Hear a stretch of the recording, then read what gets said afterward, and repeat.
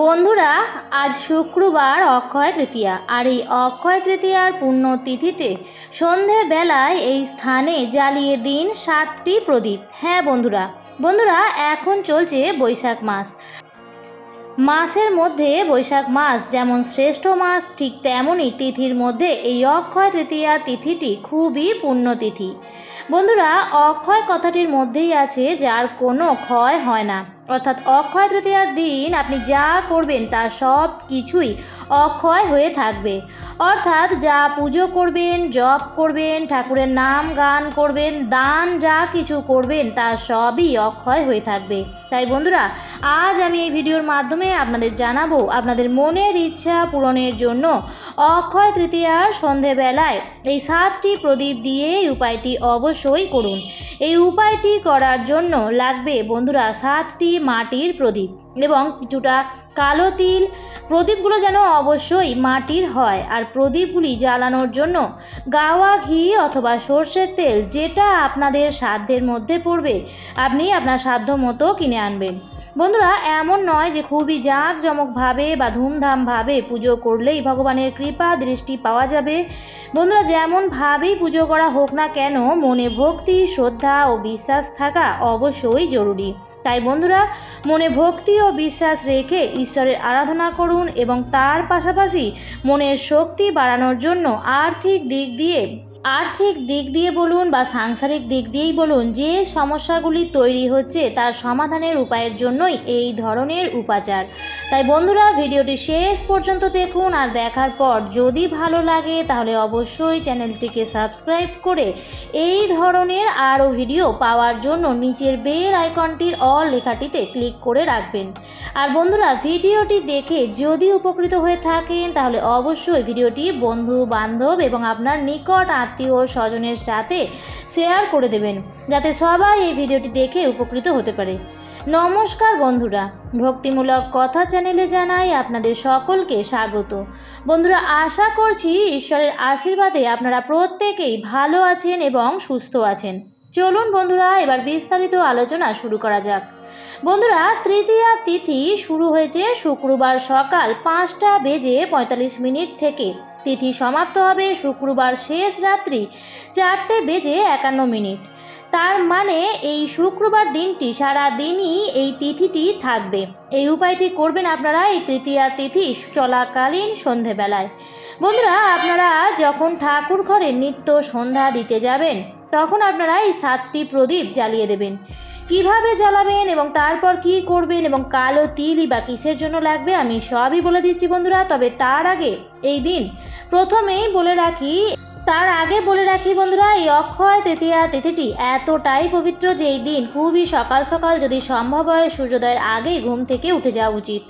তারপর বন্ধুরা স্নান সেরে শুদ্ধ বস্ত্র পরে ঠাকুর ঘরে চলে আসবেন। এই দিন লাল বা হলুদ রঙের বস্ত্র যদি থাকে তাহলে পরতে পারেন, কিন্তু কখনোই কালো রঙের বস্ত্র পরেই দিন পুজো করবেন না।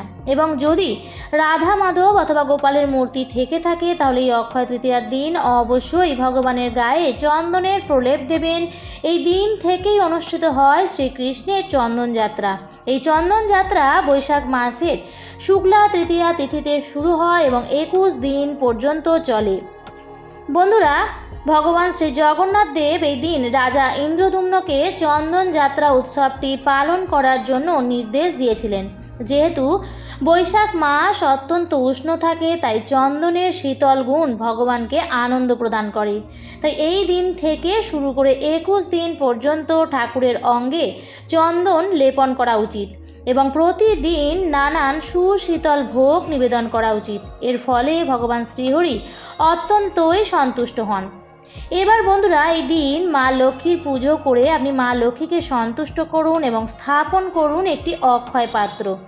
অক্ষয় পাত্র স্থাপন করার জন্য আপনাকে একটি ছোট্ট তামার ঘটি নিতে হবে এবং 1 মুঠো আতপ চাল, আর লাগবে একটি লাল রঙের নতুন শালু কাপড়, আর একটি সুপারি আর একটি কড়ি। এবার আপনি ওই তামার ঘটির মধ্যে আতপ চালটি 3 বারে ঢালবেন। অর্থাৎ 1 মুঠো আতপ চাল 3 বার ধরে ঢালবেন। এরপর একটি সুপারি এবং একটি কড়ি নিয়ে মা লক্ষ্মীর চরণের স্পর্শ করে মা লক্ষ্মীর সিঁদুরের থান থেকে একটি করে ফোঁটা দিয়ে নেবেন এবং এরপর আপনি ওই সুপারি আর কড়িটি পাত্রের মধ্যে রেখে দেবেন।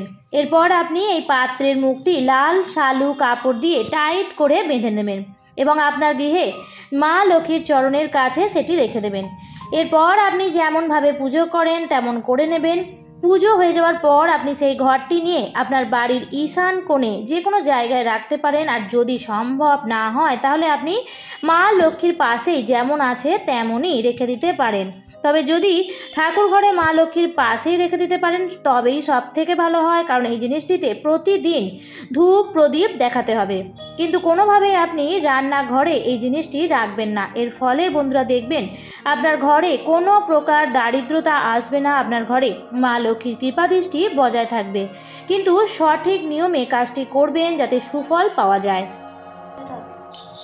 এবার বলি বন্ধুরা, প্রদীপ আপনারা যে জ্বালাবেন সেই প্রদীপটি কিভাবে জ্বালাবেন। বন্ধুরা, এই প্রদীপ কোনো রকম কোনো ধাতুর প্রদীপ নিলে চলবে না, আপনাকে 7টি মাটির প্রদীপই নিতে হবে। বন্ধুরা, এই অক্ষয় তৃতীয়ার দিনটি পড়েছে শুক্রবার, আর শুক্রবার হলো মাতা লক্ষ্মীর আরাধনা করার দিন। তাই এই দিনটি তো অত্যন্তই শুভ। আর মা লক্ষ্মী এবং গণেশ ঠাকুরের সামনে আপনারা এই 7টি প্রদীপ জ্বালাবেন আপনাদের বাড়ির ঠাকুর ঘরে।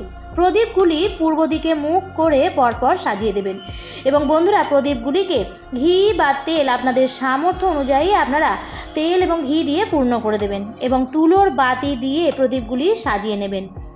এবার আপনারা হাতের মধ্যে অল্প কালো তিল নিয়ে নেবেন এবং আপনাদের যত মনের ইচ্ছা আছে তার মধ্যে থেকে একটি মনের ইচ্ছা আপনি মা লক্ষ্মী এবং গণেশ ঠাকুরকে স্মরণ করে জানাবেন এবং সেই কালো তিলটি প্রথম একটি প্রদীপের মধ্যে দিয়ে সেই প্রদীপটি আপনি সঙ্গে সঙ্গে জ্বালিয়ে দেবেন।